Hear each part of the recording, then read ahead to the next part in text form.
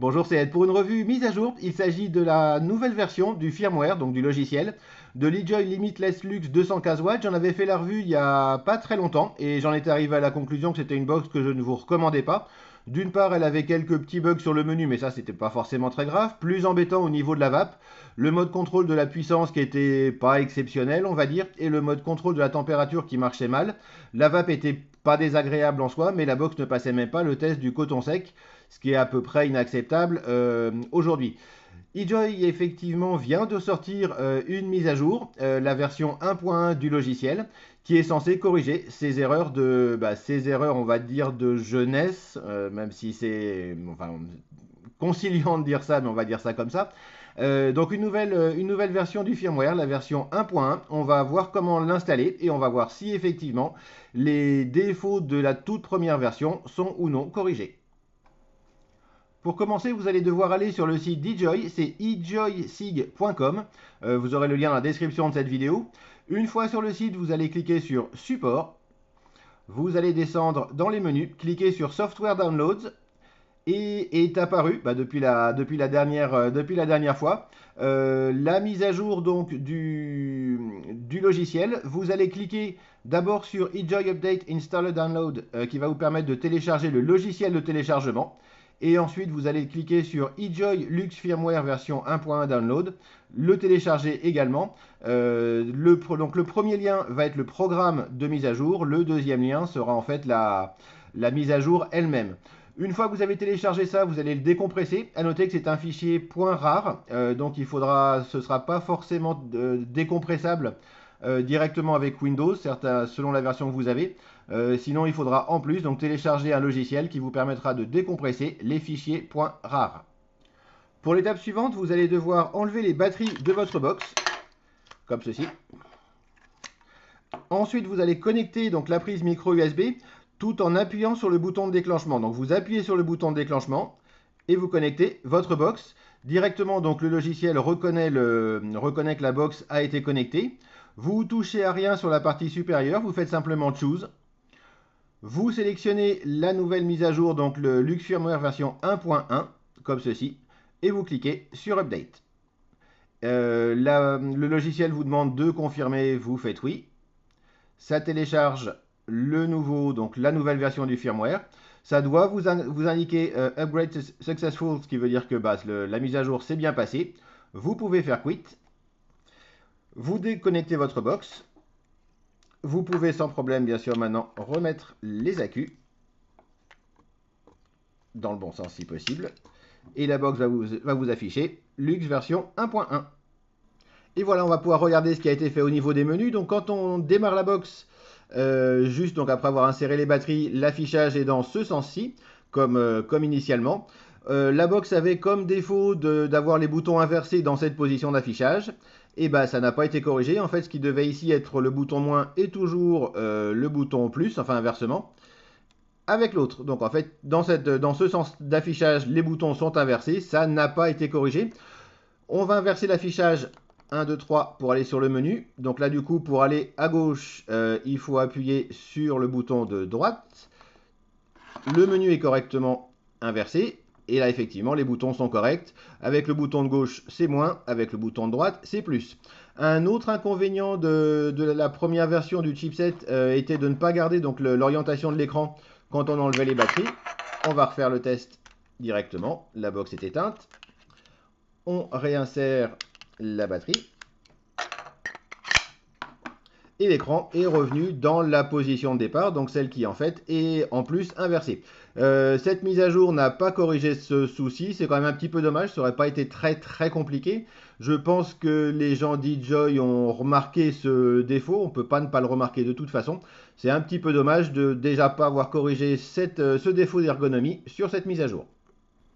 Le gros défaut de la version 1.0 du logiciel était évidemment le contrôle de la température qui marchait mal, qui protégeait en particulier mal le coton. Cette version est censée le mettre à jour. J'ai repris exactement le même montage que la dernière fois. Je l'ai testé avant sur une iVIC VTC Mini. Le montage fonctionne très bien et le contrôle de la température marche impeccable sur l'IVIC VTC Mini. On va voir maintenant ce que ça donne avec l'eJoy Lux 215 watts nouvelle version, donc la 1.1. On déclenche, la box est réglée sur 45 watts, 200 degrés, contrôle la température inox bien sûr. Et quand on déclenche, eh ben, ça va tout de suite beaucoup mieux. Le coton est un petit peu trop brûlé par rapport à ce qui serait idéal, mais globalement, ça fonctionne très bien.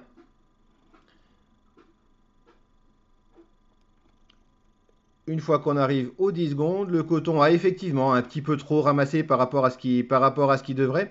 Mais globalement, c'est un résultat qui est bien meilleur que celui de la version 1.0. Clairement, cette version 1.1 a corrigé le premier souci en fait du contrôle de la température qui protégeait mal le coton. Là, effectivement, la box passe le test du coton sec. Le coton est un tout petit poil trop bruni, mais vraiment rien de méchant.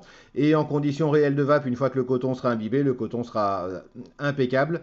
Et enfin, la Lux 215 protège les cotons en contrôle de la température, ce qui est une très bonne chose. Pour voir ça un petit peu plus concrètement, voilà ce que ça donne à l'oscilloscope. Ici donc avec un coton sec, toujours dans le contrôle de la température inox. La box envoie d'abord un peu trop de puissance, se rend très rapidement compte que le coton est sec, baisse progressivement la tension jusqu'à l'amener à un niveau très bas qui va protéger effectivement le coton. Si le coton brunit un petit peu trop, c'est probablement du fait que la box met un peu de temps effectivement à baisser complètement la tension. Il y a une petite phase progressive de baisse de tension et c'est là que le coton ramasse un petit peu. Mais franchement, il n'y a rien de méchant là-dedans. Globalement, c'est un comportement qui est effectivement tout à fait acceptable.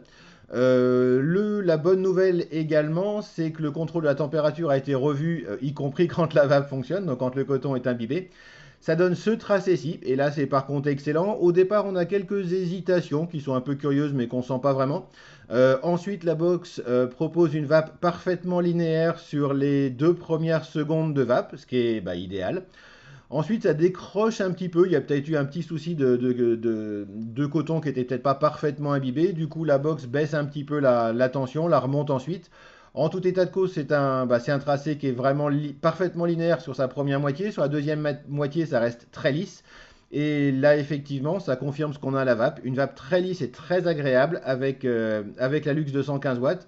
En mode contrôle de la température, la vape était avant bonne mais incertaine, on va dire.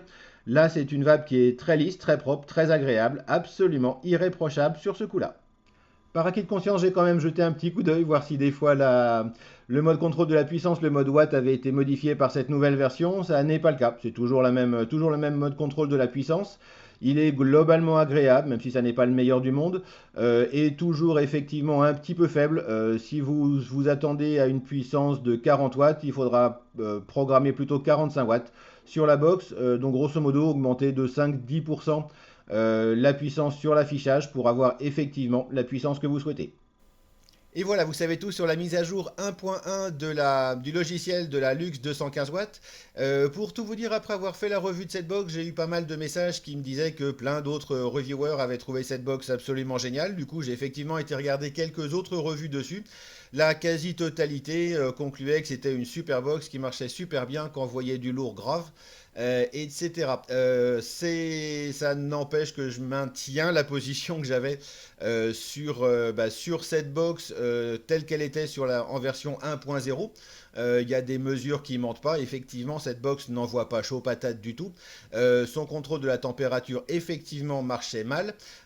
Et d'ailleurs, Enjoy a fait la modification quelques semaines, pour pas dire quelques jours, on va dire quelques semaines après avoir sorti la box, ce qui prouve quand même qu'il y avait un petit quelque chose qui n'allait pas. Avec cette version 1.1, les menus n'ont pas été modifiés, ça c'est dommage, mais c'est pas rédhibitoire, c'est juste un peu chiant et voilà. Le mode contrôle de la puissance n'a pas été modifié non plus, c'est pas forcément rédhibitoire non plus, globalement il fonctionne bien. Pour répondre aux personnes qui me disaient que si elle envoyait du bois et elle marchait du tonnerre de Dieu en mode contrôle de la puissance, j'ai quand même fait quelques mesures que je peux vous donner. Globalement jusqu'à 50 watts et avec des tests de résistance de 0,2 à 2 ohms. Jusqu'à 50 watts, la box envoie 5% de moins que ce qu'elle affiche. À 60 watts, elle envoie grosso modo 10% de moins que ce qu'elle affiche. À 100 watts également, comptez 90 watts réels si vous affichez 100 watts.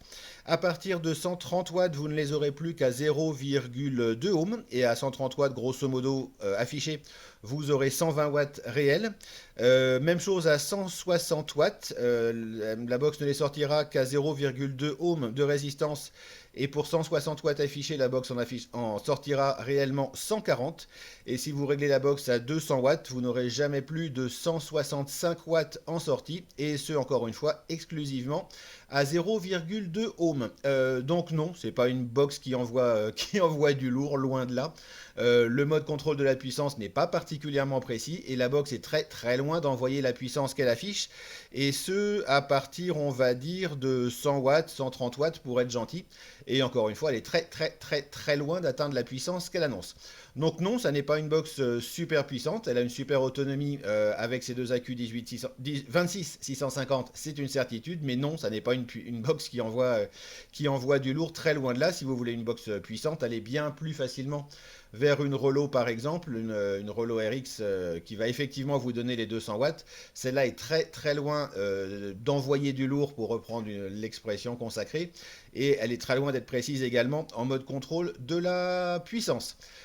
Le mode contrôle de la température, par contre, fonctionne effectivement beaucoup, beaucoup mieux avec cette mise à jour. La box protège maintenant tout à fait correctement le coton et la vape en contrôle de la température est très agréable avec cette box désormais. J'avais fini la revue donc de cette box en ne vous la conseillant pas, clairement. Est-ce que je maintiens ou non cette position? Non, avec cette mise à jour, clairement, on peut pas dire que je vous la recommanderais pas. Elle a des petits défauts de menu, c'est pas très méchant. Globalement, au moins jusqu'à 100 watts, elle fonctionne de manière pas super précise encore une fois, mais tout à fait acceptable en mode contrôle de la puissance. Elle marche très bien en contrôle de la température. C'est une box que vous pouvez tout à fait maintenant, on va dire, acheter. Vous aurez grosso modo une box qui marche. Par contre, elle marchera très bien jusqu'à 100 watts. On va dire 130 watts pour être gentil, mais c'est déjà clément de dire ça comme ça. Euh, Grosso modo, c'est une box qui est à peu près précise jusqu'à 100 watts. Voilà, ouais, au-delà de 100 watts, c'est un petit peu n'importe quoi. Et clairement, elle ne fait pas les 215 watts qu'elle annonce. Elle va plafonner à 165. Le contrôle de la température est très bon. Une fois que vous avez connaissance, on va dire, des limites de cette box, et elle en a toujours effectivement, c'est maintenant une box qu'effectivement vous pouvez acheter. Si vous vapez jusqu'à 100 watts, on va dire, ou en contrôle de la température, là effectivement vous serez tout à fait satisfait de cette box. Elle a effectivement toujours une très bonne finition, elle est agréable à utiliser, un contrôle de la température qui fonctionne très bien et une autonomie terrible. Mais en l'achetant, soyez quand même conscient que même avec cette mise à jour, elle a encore des limites. Si vous avez d'autres questions sur cette mise à jour, n'hésitez pas à les poser dans les commentaires YouTube, j'y répondrai dans la mesure de ce que je saurai. Si vous appréciez cette chaîne, n'hésitez pas à vous abonner en cliquant ici. Il me reste à vous souhaiter une excellente vape et à la prochaine.